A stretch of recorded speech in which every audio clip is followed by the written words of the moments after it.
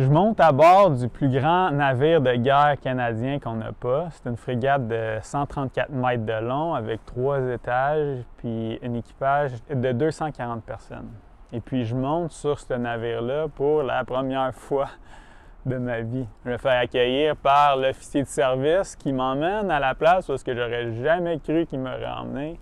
Il m'emmène à la messe. La messe? Tu m'emmènes à la messe? Je rentre dans une salle, il y a un bar avec une télévision puis des sofas d'un côté. Et puis il y a une grosse table à manger de l'autre. Voici la messe, l'officier me dit. C'est ça la messe? Moi je pensais que la messe c'était l'église. On me fait faire un tour du navire, tout se ressemble, les couloirs. Il n'y a aucune fenêtre, fait que je ne vois pas à l'extérieur. Je ne sais pas si je suis en avant ou en arrière du navire. Puis après le tour qu'on me donne, je demande à mon guide, j'ai dit, ben là, comment je fais pour sortir? Lui, il me regarde avec un sourire, puis il me dit, ça, je vais te laisser le découvrir par toi-même. Ça, c'est ma première journée. Ma deuxième journée, on me met sur le corps de garde et le corps de service. Et puis, des choses qu'on fait, c'est qu'on se pratique à intervenir en cas d'incendie. Il y a un incendie confirmé, dit l'officier de service à une personne. Tu vas faire ci, puis ça. Vas-y. Là, il se tourne vers l'autre personne. Il y a un incendie confirmé. Tu vas faire ça, ici. Vas-y. Et là, il se tourne vers l'autre personne. Bien, l'autre personne, c'est moi. Il y a un incendie confirmé. Tu vas être une limite. Une limite, je ne sais même pas c'est quoi. Tu vas faire ça, ici. Je vais rig une hose. C'est quoi rig? E-triple-F, je sais pas c'est quoi, éducteur, désolé quoi. Moi, j'avais tellement de la misère à comprendre, je saignais du nez en masse, que le nouveau matelot en arrière de moi, ben, il m'a remplacé. Lui, le nouveau matelot, il sait quoi faire. Je suis le seul sur ce navire-là qui ne sait pas quoi faire. Jour 6. C'est notre premier départ, on s'en va à Seattle, puis 15 minutes, même pas 15 minutes après qu'on soit parti, j'entends un cri « Homme à la mer! Bang, bang, bang, bang, bang, bang, bang, bang! » Homme à la mer, homme à la mer, résonne dans tout le navire. Le monde court dans toutes les directions. Les matelots à côté de moi préparent frénétiquement le Zodiac pour le mettre à l'eau.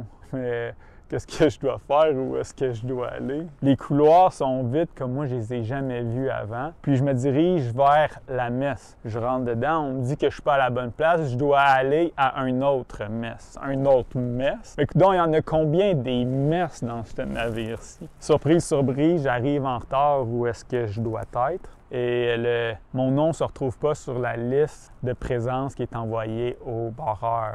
Le barreur fait peur. C'est lui qui s'occupe de la discipline. Tu vas devoir aller au bureau du barreur. On me dit non, pas le bureau du barreur.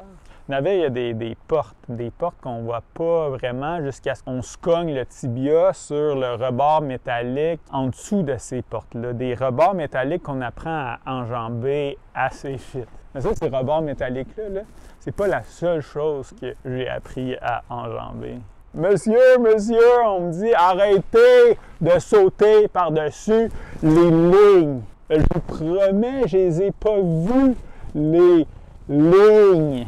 Ce qui m'emmène au jour 9.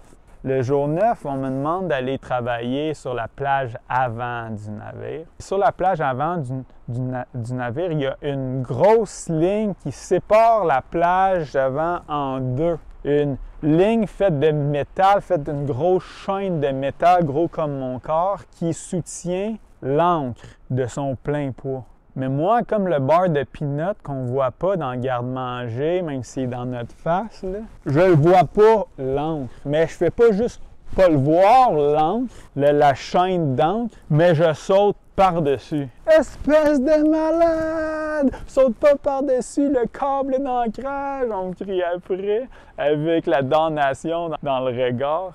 Mais c'est drôle des fois comment quelque chose qui est aussi gros, aussi dans ma face, tend à disparaître. Puis tend à disparaître assez vite parce que 5 minutes plus tard, je me retrouve à sauter. Oui, à sauter par-dessus le câble d'ancrage. Oui, une fois de plus. Mais cette fois-ci, au moment même où est-ce que je saute, l'ancre et laissé lousse. Il y a un nuage de rouille qui part avec le ronronnement du tonnerre. Je me fais gueuler dessus avec la fureur de Zeus. Oh my goodness! J'ai failli mourir. C'est difficile de sauter. Pas de sauter par-dessus le câble d'ancrage. Ça, je l'ai fait 2 fois. Mais de sauter dans l'inconnu, je parle. Les pieds joints, la tête première. De sortir brutalement de notre zone de confort. Et pas le fun, non. Et on aimerait abandonner au oui. Mais je suis content de l'avoir fait.